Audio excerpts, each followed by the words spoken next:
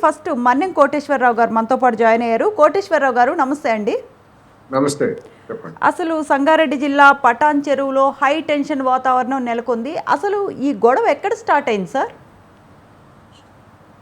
ఇప్పుడు వేరే పార్టీ నుంచి, అది టీఆర్ఎస్ కావచ్చు, బీజేపీ కావచ్చు, లేదా మరొక పార్టీ కావచ్చు, ఎవరినైనా చేర్చుకున్నప్పుడు ఇలాంటి సమస్యలు మొదలవుతాయన్నది మనం గమనించాలి.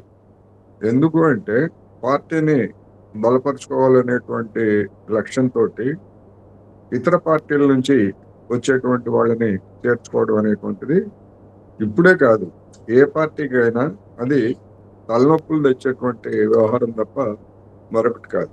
ముఖ్యంగా అధికారంలో ఉన్నటువంటి పార్టీలకి అది ఎప్పుడు తలనొప్పిగానే ఉంటుంది. ఇప్పుడు ఇవాళ జరుగుతున్నటువంటి పరిణామాలు, లేదా ఇప్పుడు ప్రారంభమైనటువంటి పరిణామాలను చూస్తే ఇవి రాబోయేటువంటి రోజుల్లో మరింతగా ముదిరేటువంటి అవకాశం ఉన్నాయి తప్ప సర్దుబాటు చేసుకోవటానికి కుదిరేటువంటివి కాదనేది నా అభిప్రాయం. ఎందుకు అంటే ప్రతిపక్షాలకు చెందినటువంటి వాళ్ళు గతంలో కాంగ్రెస్ నుంచి బీఆర్ఎస్లో చేరినా, లేదా ఇప్పుడు బీఆర్ఎస్ నుంచి కాంగ్రెస్లో చేరినప్పటికీ అధికారం అనేటువంటి బెల్లం చుట్టూ మూగేటువంటి వాళ్ళు కానీ ఇవాళ చేరుతున్నారు తప్ప ఏదో ప్రజలకు సేవ చేద్దామనో, లేకపోతే ఇంకోటి అనేటువంటి లక్ష్యం అనేది ఉందని నేనైతే అనుకోవట్లేదు. ఆ కారణంగానే అధికారం, నియామకాలు లేదా పదవులు, ఇలాంటి అంటే పార్టీ పదవులు కావచ్చు, లేదా ప్రభుత్వ పదవులు కావచ్చు, నామినేటెడ్ పోస్టులు కావచ్చు, వీటన్నింటిలో కూడా మా వాటా మాకు రావాలి, లేదా మేము ఇతర పార్టీల నుంచి ఆ పార్టీలను వదులుకొని మీ పార్టీలో చేరినప్పుడు ఇక్కడ కూడా మాకు ఎవరు అనేటువంటిది కొత్తగా చేరినటువంటి వాళ్ళు డిమాండ్ ఉంటుంది.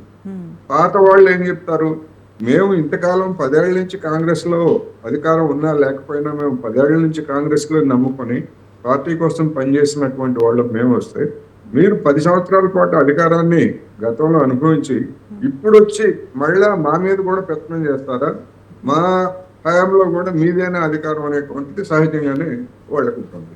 అందుకని ఈ ఘర్షణ అనేటువంటిది అనివార్యంగా ఉంటుంది కనుక దాన్ని మరి పార్టీ అధిష్టానవర్గం కానీ నాయకత్వం కానీ ఏ విధంగా దాన్ని పరిష్కరించుకుంటుంది అనేటువంటిది మన ముందున్నటువంటి సమస్య అనేది నాకు.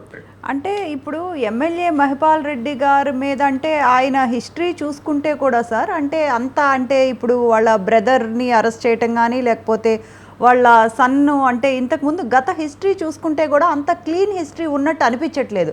అలాంటి వాళ్ళని మరి కాంగ్రెస్ ఎందుకు చేర్చుకుంటున్నట్లు, అలాంటి వాళ్ళని ఇప్పుడు కేడర్ ఇంత వ్యతిరేకిస్తున్నా ఎందుకు ఎంకరేజ్ చేస్తున్నట్టు? అంటే ఇప్పుడు ఇంత గందరగోళం, అంటే ఒక ఘోరమైన స్టేజ్లో తిట్టుకోవటం, కొట్టుకోవటం, అంటే పరిస్థితి చేదాటిపోయింది మనకు.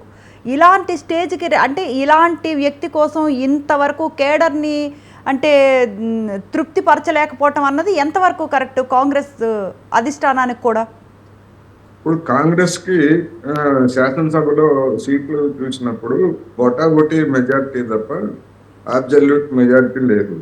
అందువలన అనేక బలహీనతలు ఎక్కడెక్కడ కాంగ్రెస్ కి బలహీనత ఉన్నదనేటువంటిది మొన్న అసెంబ్లీ ఎన్నికలు, అది తర్వాత జరిగినటువంటి లోక్సభ ఎన్నికలు కూడా స్పష్టం చేశాయి. దాన్ని అధిగమించడానికి ఇతర పార్టీల నుంచి వచ్చేటువంటి వాళ్ళని చేర్చుకునేటువంటి క్రమంలో ఇలాంటి సమస్యలు తలెత్తుతాయి. అందువల్ల కేవలం పార్టీని బలపరుచుకోవడానికి ఇటువంటి, అంటే ఆల్రెడీ ఉన్నటువంటి వాళ్ళని కూడా ఫండంగా పెట్టి కొత్త వాళ్ళని చేర్చుకోవడం ద్వారా ఆ పార్టీ బలపడుతుందా అంటే, ఒకళ్ళు వస్తే మరొకళ్ళు ఇన్యాక్టివ్ అయ్యేటువంటి ప్రమాదాలు కూడా డెఫినెట్ గా ఉంటాయి. అందువల్ల ఒక మహిపాల్ రెడ్డి గారు కావచ్చు, లేదా ఇంకోళ్ళు కావచ్చు, ఇప్పుడు ఇవాళ కాంగ్రెస్ లో చేరినటువంటి బీఆర్ఎస్ ఎమ్మెల్యేలు లేదా వాళ్ళ అంచనాలతో కూడా ఇలాంటి సమస్యలే ఉంటాయి. అది ఈ పార్టీకే కాదు, ఎవరికైనా వస్తాయి.